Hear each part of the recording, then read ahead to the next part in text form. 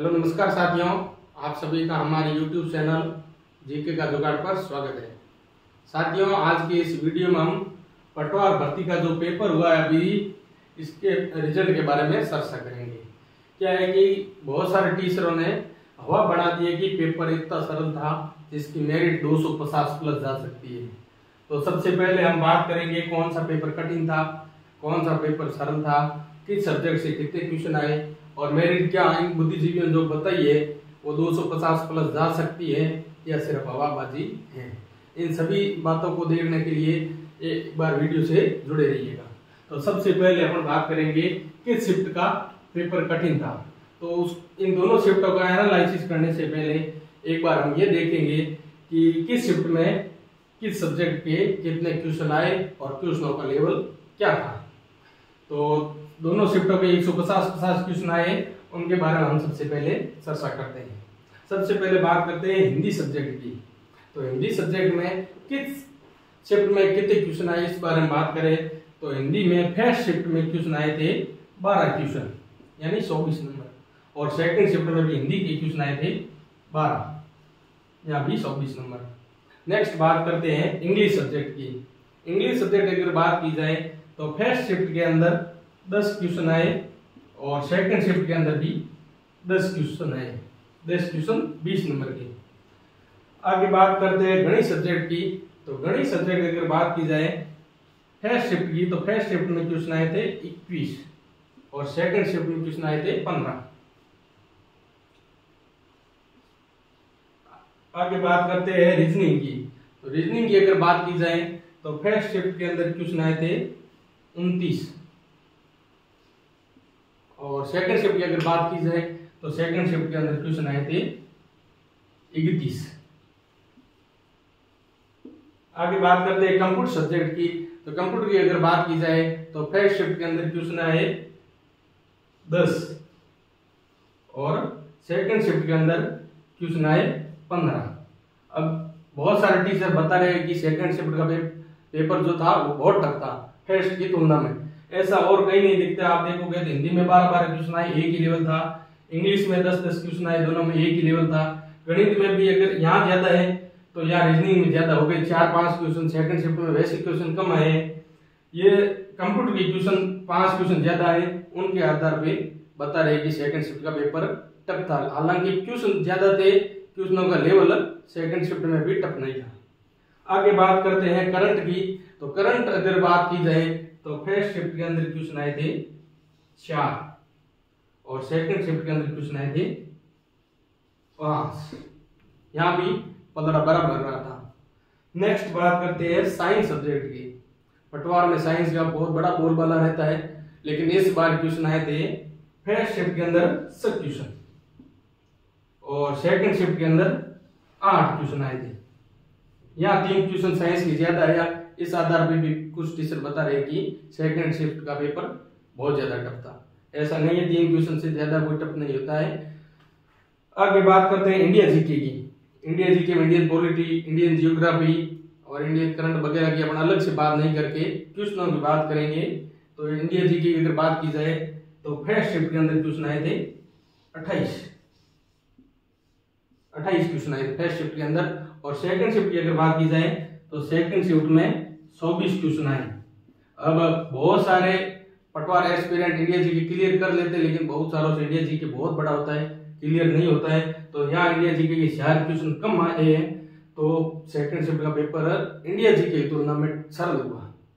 Next बात करते हैं राजस्थान जीके की। तो राजस्थान जीके में हिस्ट्री, कल्चर, जियोग्राफी और पॉलिटी सारा सब्जेक्ट की बात की जाए तो फर्स्ट शिफ्ट के अंदर क्वेश्चन आए थे 30 क्वेश्चन और सेकंड शिफ्ट में भी राजस्थान की टोटल जो क्वेश्चन संख्या थी वो थी 30। और राजस्थान जीके में भी अगर हिस्ट्री की बात की जाए तो हिस्ट्री के फर्स्ट शिफ्ट में क्वेश्चन थे 10, फर्स्ट शिफ्ट में 10 क्वेश्चन थे और सेकंड शिफ्ट में हिस्ट्री के क्वेश्चन थे 7। अब राजस्थान का जो एस्पिरेंट तैयारी करता है वो क्या है, हिस्ट्री को कम टाइम देता है और कल्चर और जियोग्राफी को ज्यादा टाइम देता है। हिस्ट्री में भी आधुनिक हिस्ट्री को ज्यादा पढ़ता है, राजपूत काल को और इनको कम पढ़ता है। तो इस हिसाब से अगर देखा जाए तो हिस्ट्री की फर्स्ट शिफ्ट में ज्यादा क्वेश्चन आए और सेकंड शिफ्ट में कम क्वेश्चन आए। तो इस आधार पर अगर तुलना की जाए तो फर्स्ट शिफ्ट का पेपर टफ हुआ सेकंड की तुलना में, लेकिन क्वेश्चनों का लेवल लगभग बराबर था सभी सब्जेक्ट में। तो हम ऐसा नहीं कहते कि फर्स्ट का पेपर सरल था सेकंड का टफ था या सेकंड का टफ था फर्स्ट का सरल था। नेक्स्ट राजस्थान जीके में कल्चर की बात की जाए तो कल्चर में कला एवं संस्कृति की बात की जाए तो फर्स्ट शिफ्ट में क्वेश्चनों की संख्या थी 13 और सेकंड शिफ्ट में क्वेश्चनों की संख्या थी 16। तो राजस्थान कला संस्कृति सभी की तैयार होती है, एक आध क्वेश्चन को छोड़ के क्वेश्चन ठीक ठाक थे, 2-4 क्वेश्चन बहुत ज्यादा सरल थे तो 2-3 बहुत टफ थे, क्वेश्चन बराबर थे। नेक्स्ट बात करते हैं राजस्थान जियोग्राफी की।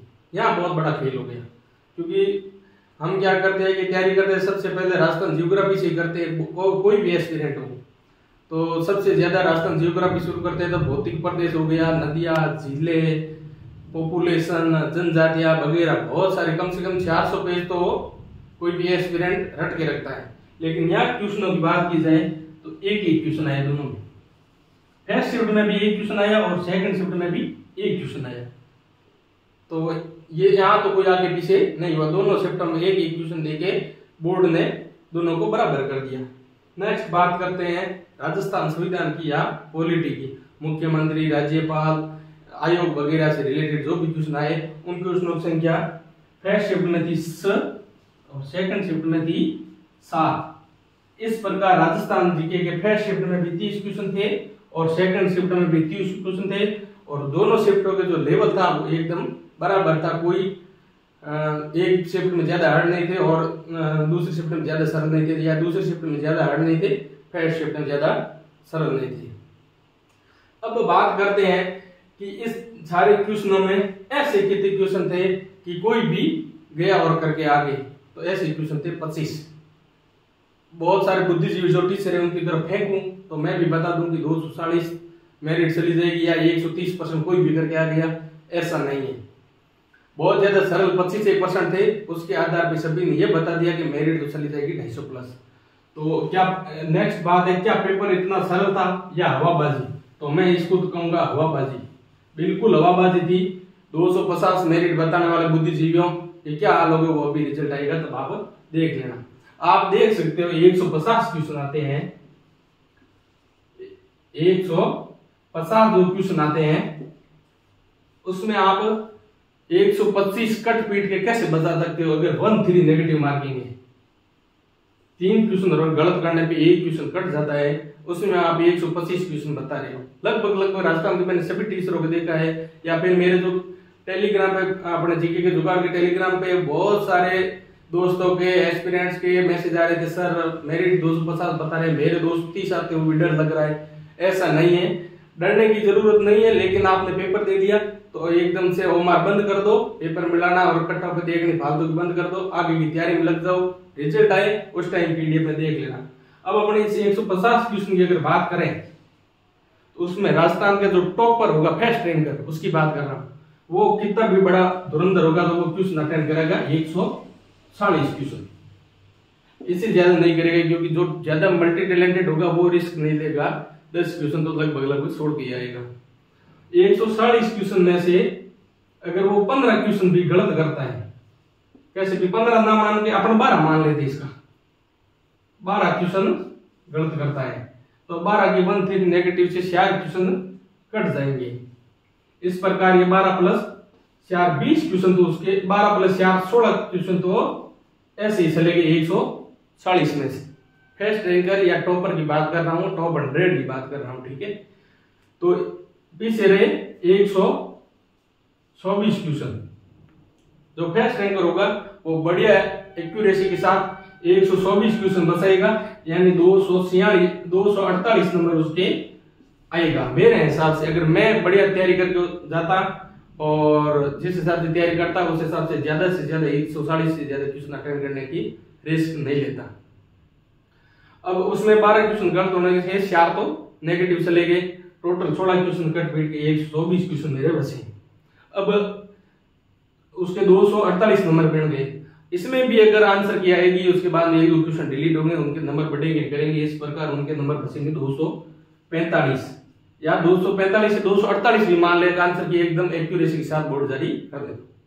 तो फर्स्ट रैंकर के भी अपन 248 नंबर माने तो ये कैसे कह सकते हैं कि जनरल की मेरिट 240 से 250 या 250 प्लस चली जाएगी। तो ये एक तरह की हवाबाजी हुई। बाकी मेरे हिसाब से और अपने जो जीके के जुगाड़ के जो भी सदस्य तैयारी कर रहे थे या टेलीग्राम पे जुड़े थे, लगभग 7000 बच्चों के ऊपर मैंने सर्वे किया था। उस आधार पे मेरिट 250 नहीं जाने वाली है। ये एक तरह की फेंकने की है और अपने व्यू पाने की या लोगों को भ्रमित करने की है। लेकिन मेरी सलाह जो पटवार एग्जाम दिए उन्हें एस्पिरेंट से एक ही है कि आप अब आगे तैयारी स्टार्ट कर दीजिएगा। क्योंकि होता क्या, हम भी जब बेरोजगारी के दिनों में थे तो एक ही चीज होती, नई तैयारी शुरू करते बुक खोलते उससे पहले सोचते थे उस रिजल्ट का क्या होगा, उसके तो इतने नंबर आ रहे, उसके इतने नंबर नहीं आ रहा है। वो आपके आगे झूठ फेंक के आपको भ्रमित कर रहा है। वो ये बता रहा है कि मेरे तो उस कोचिंग वाले मिलान से भी 4 क्वेश्चन और राइट हो रहे हैं, उससे 4 और होते हैं, डाउट वालों को मिलाकर के मैंने 8 के 16 नंबर और बढ़ा के सुना दिए और मार्क्स स्कोर कार्ड जारी होता तब 16 नंबर कम हो जाते हैं। हमेशा जो फेंकने वाले होते हैं वो बोल देते हैं कि मेरे तो नॉर्मलाइजेशन में नंबर कम हो गए। लेकिन इस बार बोर्ड अलग से नॉर्मलाइजेशन जारी करेगा जिसमें दोनों शिफ्टों का अलग से नॉर्मलाइजेशन होगा, तो उससे कम होने वाली बात नहीं है। फेंकने वाले और भ्रमित लोगों से दूर रहना चाहिए। अब बात करते हैं किस शिफ्ट का पेपर टफ था। ये भी एक पॉइंट है। बहुत सारे एस्पिरेंट ये सोच रहे कि मेरे वाला तो टफ था और कोई बात नहीं कर रहे। कोई सोच रहे कि मेरे वाला पेपर टफ था और मेरे नंबर बढ़ेंगे, तो ऐसा भी नहीं है। किसी के नंबर नहीं बढ़ेंगे, किसी को नुकसान नहीं होने वाला है। क्योंकि इस बार दोनों शिफ्टों के सीटों को बराबर डिवाइड करके रिजल्ट जारी किया जाएगा, तो उसे नॉर्मलाइजेशन से एक शिफ्ट को नुकसान या एक शिफ्ट को फायदा ऐसा नहीं होगा। अपनी जो मेरिट बनेगी वो अपनी शिफ्ट से ही बनेगी। पेपर सरल था तो सरल लोगों के साथ में बनेगी, टफ था तो टफ बनेगी, टफ लोगों के साथ में बनेगी। और अगर दोनों पेपरों की तुलना की जाए तो बहुत सारे जो बुद्धिजीवी टीचर है, उनको मैं बुद्धिजीवी कहूंगा, वो बता रहे हैं कि सेकंड शिफ्ट का पेपर बहुत ज्यादा टफ था। ऐसा नहीं है, क्योंकि आप यहाँ देखो गणित और रीजनिंग के क्वेश्चन की अगर बात की जाए तो गणित के यहाँ 21 क्वेश्चन है और रीजनिंग के 29। इस प्रकार फर्स्ट शिफ्ट में गणित और रीजनिंग हो गई क्वेश्चन 50 क्वेश्चन हो गए, 50 क्वेश्चन। और सेकंड शिफ्ट में अगर बात की जाए, सेकंड शिफ्ट में मैथ और रीजनिंग की अगर बात की जाए तो ये क्वेश्चन हो गए 46। और मेरा ये मानना है पटवार एस्पिरेंट अगर ढंग की तैयारी करेगा तो मैथ और रीजनिंग में पूरे में से पूरा करेगा। तो इस हिसाब से देखा जाए फर्स्ट शिफ्ट में अगर 50 क्वेश्चन आएगा तो वो एक आध को छोड़ के पूरे सही करेगा। इसमें 46 है, 4 क्वेश्चन अगर कम आए तो इनको 4 क्वेश्चन का लॉस होगा। और इस प्रकार और बाकी वाले क्वेश्चनों का अगर लेवल देखा जाए तो ज्यादा से ज्यादा 2 या 3 क्वेश्चन अगर नॉर्मलाइजेशन दोनों शिफ्टों का साथ में होता तो 2 या 3 क्वेश्चन ये सेकंड शिफ्ट टफ थी, इससे ज्यादा नहीं थी। मैंने पूरा पेपर पूरा पढ़ा है और पढ़ने के बाद बता रहा हूं, ऐसे हवाबाजी नहीं है, ठीक है। 2 से 3 मतलब 4 से 7 नंबर अगर मान ले तो ये पेपर सेकंड शिफ्ट का टफ था। अगर मेरिट एक साथ बनती और नॉर्मलाइजेशन होता तो 2 से 4 से 7 नंबर सेकंड शिफ्ट वालों को फायदा होता। लेकिन इस बार ऐसा कुछ होने वाला नहीं है, क्योंकि पशु परिसर में जो नॉर्मलाइजेशन से तो हुआ था, उसके बाद में बोर्ड अध्यक्ष ने फॉर्मूले बदल दिया है। अब अपनी शिफ्ट की तुलना अपने लोगों से होगी। अब लास्ट बात यही है कि जो भी एस्पिरेंट गंभीर रूप से तैयारी कर रहे हैं और डरे हुए हैं, उनको डरने की जरूरत नहीं है। रिजल्ट 1 महीने के अंदर आ जाएगा, तो रिजल्ट आके आप खुद देख लेना।